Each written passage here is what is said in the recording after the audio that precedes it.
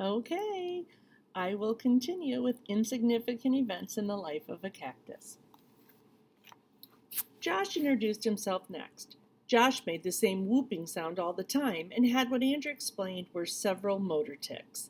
This including bending over a lot and sort of playing air guitar. Other than that, Josh was quiet.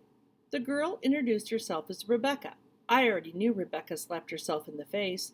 She even wore padded gloves to help soften the blows. I had never realized Tourette's could be painful, even damaging to a person who had it. Rebecca also grunted and coughed a lot, even though she didn't have a cold or anything. Jack rolled his eyes constantly and shook his head. He also made a strange yelling sound like nothing I'd ever heard of, like he sucked in air so fast it made a shrieking sound. Zachary rolled his shoulders so much he feared he would need surgery on his already worn-down 15-year-old joints. Mason made constant farting noises with his mouth and pulled his hair, which made his hair patchy because he pulled on it so much that some of it would come out at times. Mason had over 50 tics, he told us. I couldn't imagine having to deal with that many uncontrollable things going on in my body. Besides Dexter, Mason's tics were probably the most embarrassing of the group. He hardly ever went out in public, like Connor. Andrea guided us into a discussion on how we felt about going out in public, more specifically, going places like the movies, library, etc. Connor wasn't alone in not liking to go to the movies. No one ever really went. Rebecca was the only one who felt okay going to most places because her vocal tics weren't as loud as the others and could almost sound normal at times if you assumed she had a bad cough or something. People still got annoyed at her frequently, though. As cool as Dexter was, he was terrified of going out in public. I guess he'd said, "I'll punch a baby," in front of some dad holding a baby in a drugstore one day, and the dad nearly attacked him. Had Dexter's mom not intervened, it could have been bad. Once again, I thought if he was wearing a t-shirt explaining that he had Tourette's, maybe the situation would have been avoided. Dexter also had obsessive-compulsive disorder, which Andrew explained often accompanied Tourette's. It was hard for him to leave the house because he worried so much that the stove and oven were on at home. He even asked if he could call his mom a couple of times during the meeting so he could have her check. Andrea let him. It sounded as though most everyone's parents were supportive and understanding of their Tourette's. Well, everyone except Connor's parents. Some of their extended family members, such as aunts, uncles, and grandparents, often accused them of faking it for attention, like Connor's dad did. I thought it would be exhausting to put on such an act all the time. I couldn't fathom why anyone would want to do such a thing or how anyone would think they were doing it. It was strange listening to everyone speak among all the barking, farting, whooping, shrieking, and chicken nipples. It was also strangely comforting. No one cared about my lack of arms. They were all far too caught up in their own struggles. And I, for once, felt completely normal among this group of misfits. I hoped Connor felt the same way and he would come back with me again. "So how was the meeting?" Mom asked as she drove us home. "It was great." I looked at Connor for confirmation. "Yeah," Connor said, "it was really good." He looked out the window. "That's great. What did you guys talk about?" "All kinds of stuff," I said, like what everyone's tics were and how they felt about going in public and things like that. I can see Mom watching Connor in the rearview mirror. "Do you think it was helpful, Connor?" He said absent-mindedly. "I asked if you thought it was helpful," Mom said again. Connor shrugged. "I guess, yeah. It was nice to meet other kids like me. What?" I asked when Connor trailed off. "I'm worried I'll start swearing like Dexter." "I really don't think of chicken nipple as a swear word," I said. "You know what I mean." "You heard Andrea," I said. "That's pretty rare." "Yeah, but Dexter started out like me too, making strange noises and movements. And then one day he said chicken nipple and everything changed. I guess I'm afraid the same thing will happen to me." I couldn't see Connor's face as he gazed out the window.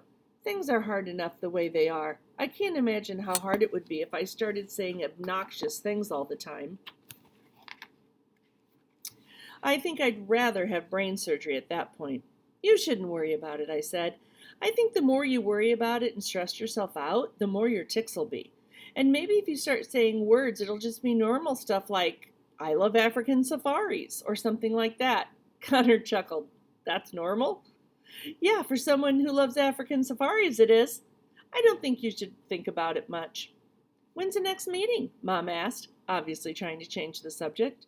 Next month, I said. They meet once a month. We should go back because we're going to talk about relaxation and how it can help you when you're out in public. You mean when we're out in public, Connor said. You don't have to worry about that stuff, Avon. Maybe not that kind of stuff. I may not have tics, but I still have to deal with people staring at me and treating me like I'm different.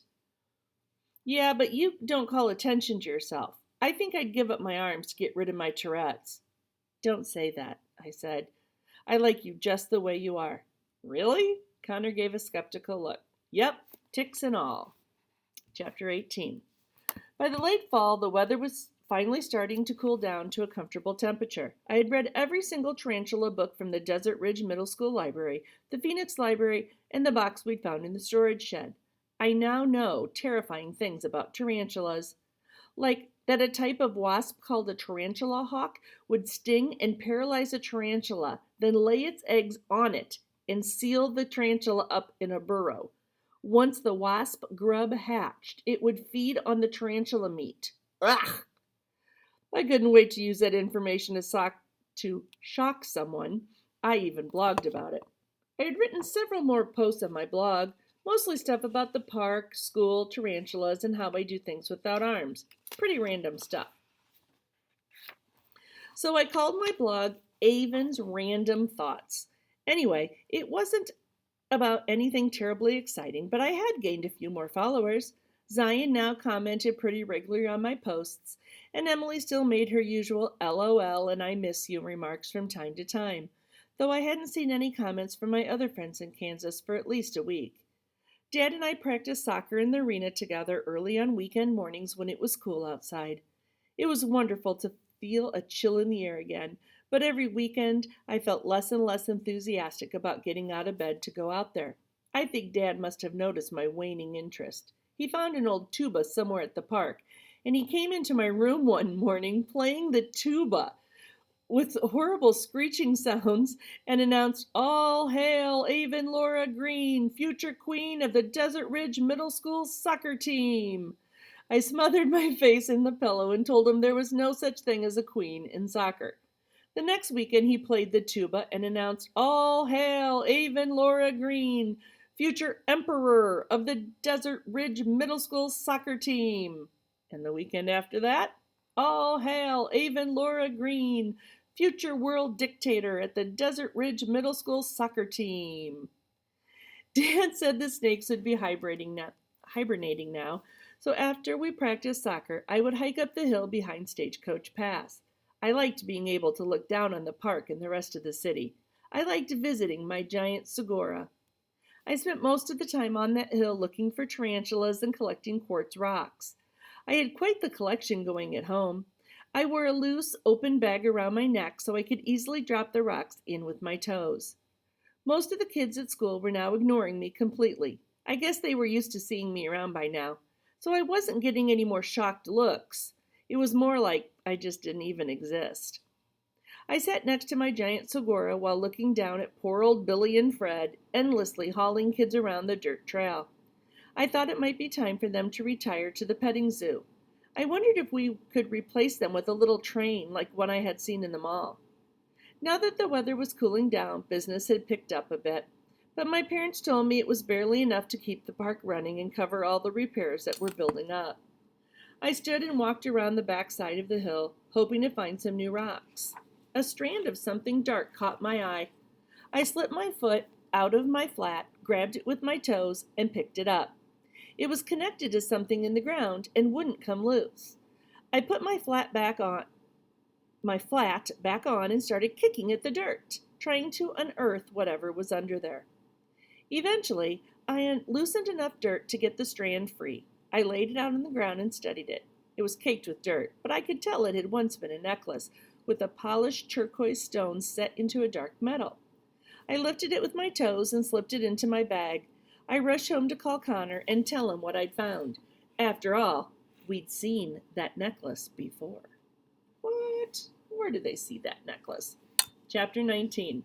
Connor, Zion, and I sat outside on the lawn together before school, waiting for the first bell to ring. Connor studied the necklace while Zion flipped gently through the fragile sketchbook. Every now and then a brittle piece of paper would flake off and we'd all gasp. Zion finally found the page that had the sketch of the necklace. "It's definitely it," he said. Connor held the necklace up. "This metal is nearly black, and in the sketch it's light gray." "My mom told me that's because it's tarnished silver. Look at the shape of the stone and that little vein running through it. It's definitely the same." "But why was it on the hill?" I shrugged. "I don't know." Connor looked from me to Connor and back. Zion looked from me to Connor and back again, his eyes huge with alarm. "What?" I asked him. He covered his mouth and shook his head like he was thinking something too terrible to say. "What?" I said again. "Dead body," Zion whispered. Connor and I looked at each other. "I don't know." "What other explanation could there be?" said Zion. "Somebody murdered this necklace-wearing person and buried her body up on the hill. Why else would it be up there?" Connor looked at me wide-eyed. "Rodeo clown mafia," he said, and snickered. I shook my head at him and tried to remain serious. "I spent a lot of time on that hill, and I've never seen any sign of a grave or anything." "It could have happened a long time ago," Zion said. "Maybe bushes and cactuses and stuff have grown over it. I heard a dead body makes good fertilizer." Connor and I laughed. "That's so gross," I said. "Where could you have possibly heard that?" Zion scratched at his chin. "I think I read it in a comic book." "Oh, then it's definitely true," I said. Zion tore a handful of grass out of the ground and threw it at me. I shook my hair out. "I guess there could be a dead body up there, but you'd think I'd feel all creepy when I was up there if there was. Like I'd feel a chill or a shudder or a tremble." Connor smiled and barked. Then almost immediately we heard another bark from a nearby crowd. Connor's face dropped. I turned and glared at the group of kids standing near us. Several of them were covering their smiles with their hands as they snuck glances at us. I turned back to Connor. "You shouldn't put up with that." Connor's shoulders slumped. "What am I supposed to do about it?" "Normally, I would never want to call attention to myself, but there are times when my temper overwhelms my desire to go unnoticed." I stood up and shouted at the group, "Whoever's doing that, it's not nice. You should be ashamed of yourself." I sat back down on the ground with a humph. Connor and Zion looked shocked at my behavior. "There," I said. "That's what you should do." Can you believe she just did that? All right, we're going to stop it right there for today.